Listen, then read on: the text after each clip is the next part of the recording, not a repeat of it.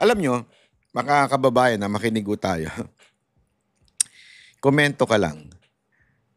Alam nyo na talagang sinuka ng taong bayan nito si Maimie, ano? Kasi mantakin mo, Marcos ka ha. Kaapelido mo yung nakaupong presidente. Nasa number 12 ka. Sa madaling salita yung tinatawag na sinuwerte ka, hindi ka natapon sa basura. Ika nga.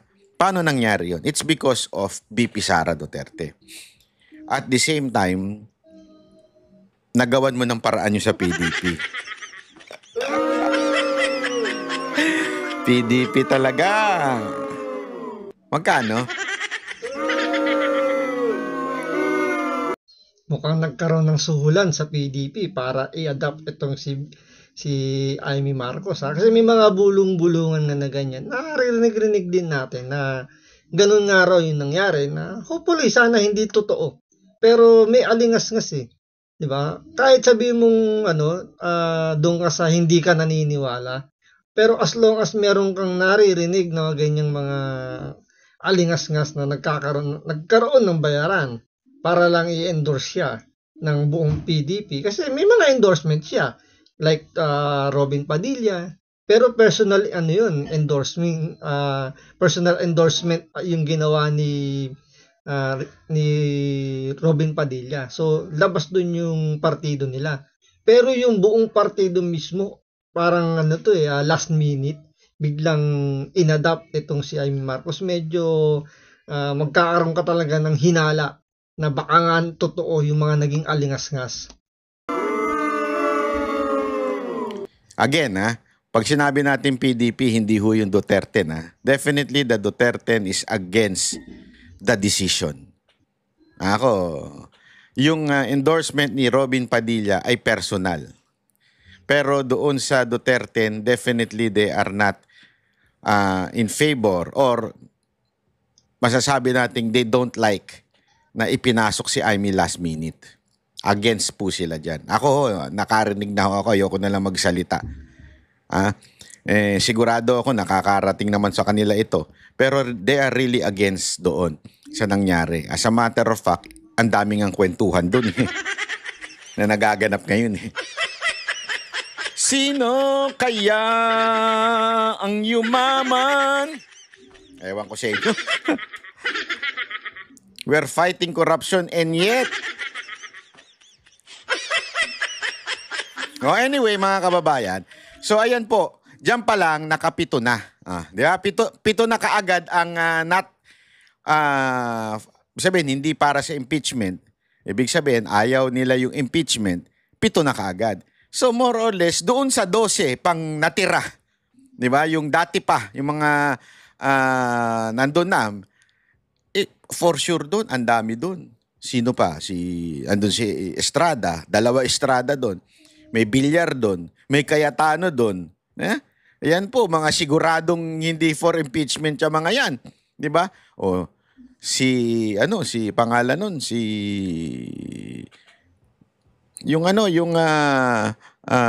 Villanueva yun, medyo gitna yun. Si Legarda, gitna din yun. Di ba? Si Mig Subiri, dahil nakudita siya ni Escudero. Ano ibig sabihin nun?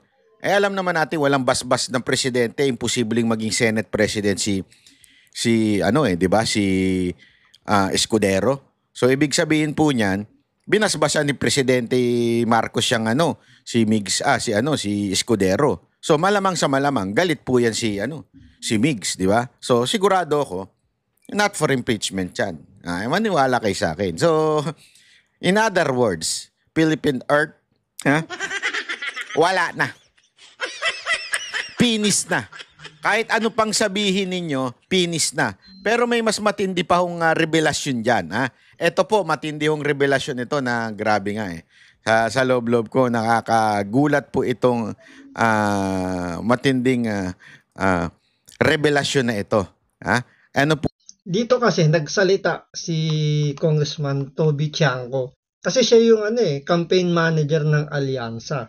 So, anything na lalabas sa bibig niya regarding sa strategy, kung ano nangyari dun sa kanilang campaign period, lahat yun, kumbaga nangyari sa loob mismo ng kanilang alyansa. So, anything na sabihin niya, which is yun talaga yun, kumbaga hindi mo pwedeng pasinungalingan, hindi mo pwedeng sabihin gawa-gawa niya lang dahil nga siya yung campaign manager.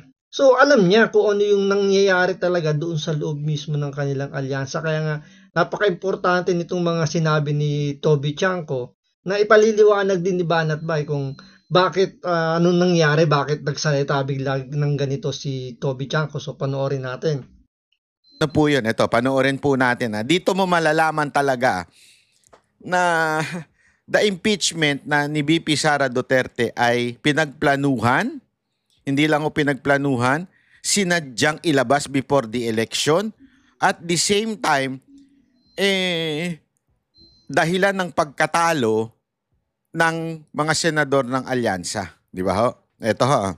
Kasi ito wait lang. Pakita natin ulit Etong po dito, isa lang talaga ang masasabi mo, dalawa lang, ang masasabi mong talagang alyansa. Ibig sabihin talagang solid Marcos. Actually, baka isa nga lang, si Lito Lapid nga lang. Kasi hindi mo pwedeng i-credit yung si Erwin Tulfo. Si Erwin Tulfo, nanalo yan not because of Marcos. Erwin Tulfo, nanalo yan because of the family name Tulfo. Established na ang Tulfo So, hindi yan dahil sa mga Marcos. Una yon. Isa pang alyansa, si Ping Lacson at si Tito Soto, both of them, established na po yan. Kumandidato na nga presidente at vice presidente. Hindi na po yan masasabi nating matatalo dahil po sa sila ho ay nasa una-una in-endorse ng isa yung INC. Pangalawa, etong dalawang to, established na yung kanilang pangalan. Hindi ho ang dahilan ng pagkapanalo nila ay si Marcos. Napaka-imposible.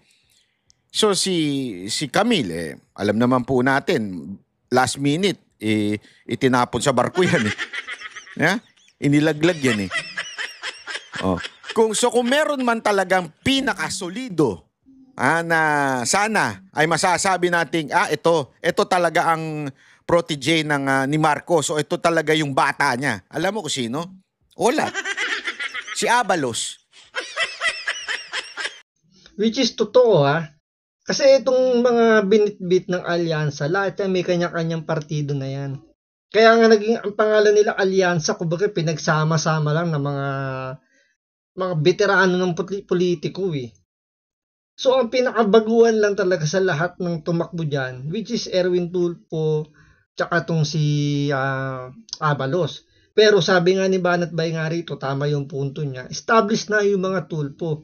So kumbaga sabi ko nga sa inyo, si Erwin Tulfo, hindi lang nagpakakampante. Sigurista lang siya, sinigurado niya lang na mananalo siya. Unlike si Abalos, talagang yan himod puwet yan kay Bongbong Marcos. 'Di ba? Nung siya yung nasa DILG, talagang kumakasip-sip ganun-ganun lang para lang siya maisama sa alyansa.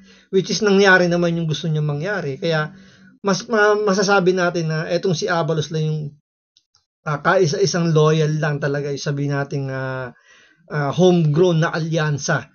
Talagang stick lang siya diyan, wala nang ibang pinanggalingan itong si Abalos. Kasi si Abalos ang masasabi mong bagong pangalan na binild niya yung pangalan niya under the administration of Marcos. Nag-epal siya, lahat ng kaipalan ginawa niya bilang SILG. Tapos pati yung pati yung mga accomplishment niya, KOJC, tapos yung mga drug syndicate yung mga raid na ginawa niya, pinagmalaki niya yan Ibig sabihin, yung kanyang pinaka quote-unquote pondo para maging senador ay yung accomplishment niya bilang bata ni Marcos. Di ba? Pero, olat. Madaling salita, talagang isinuka ng taong bayan ang Marcos. Yun ang katotohanan. Kasi yung mga iba, hindi naman nila alam Halimbawa, ito tanong mo yung mga tao sa eleksyon, Lito Lapid, hindi naman nila alam, Marcos ba yan? O basta kilala namin yan, gusto namin yan. Artista yan panalo yan sa amin. Sa puso namin, panalo na yan. Artista yan kilala ko yan. Hindi kasi, sorry mga kababayan ganun talaga mga Pilipino. Marami pa rin sa Pilipino na ngayon na Last minute, di nga nila alam. Pupunta nga sila doon sa voting station. Hindi nila alam kung sino yung boboto nila eh. Di ba? Bibihira ka makakitang botante na meron silang listahan ng iboboto. Usually, bahala na kung sino yung una namin makita at maganda ang pangalan at nare-recall namin yung pangalan. Yun ang iboboto namin. Uy, alam naman natin si Lito Lapid, talagang natulog na yun dyan. Ay, natulog. Sorry naman. Sorry. I mean, nabulok. Ay, mali. Tumagal na sa Senado. So, hindi yan dahil Marcos, di ba? So, lahat ito, mga pangalan na nandyan, ay hindi yan Marcos. Hindi yan naidikit sa Marcos. Hindi katulad ni Bongo. Ay, alam natin, Bongo, Duterte yan. Bato de la Rosa, abay Duterte yan. Yeah? Rodeante Marcoleta, abay Duterte rin yan. Alam na kagad ng taong bayan yan. Amy Marcos, manggagamit. Sorry. Duterte. Duterte din yan eh. Duterte yan, last minute nga lang. Last minute lang nasama sa PDP laban. Pero pretending PDP dahil nga kailangan niyang kumapit kay BP Sara para manalo eh. Diba? Andyan yung talagang talikuran niya, yung kapatid niya, para lang sa political ambition niya na manatili sa pwesto. Kaya talagang masasabi mo totoo yung sinasabi ni Banat Bayan na may punto. Diba? Tungkol dito kay Amy Marcos. Sorry naman. Kaya, doon pala makikita mo na mga kababayan, bakit ko sinasabi ito? Dito sa nanalo sa 12 na to, walang solidong Marcos dyan. Yung mga yan, si Ping Lacson tsaka si Dito Soto, mga ano lang yan eh, mga umaangkla lang yan eh. Pero hindi yan talaga yung dimidikit sa Marcos. Hindi ganyan yan. Personalidad yan, hindi talaga. So, hindi nanalo ang Marcos sa itong huling eleksyon.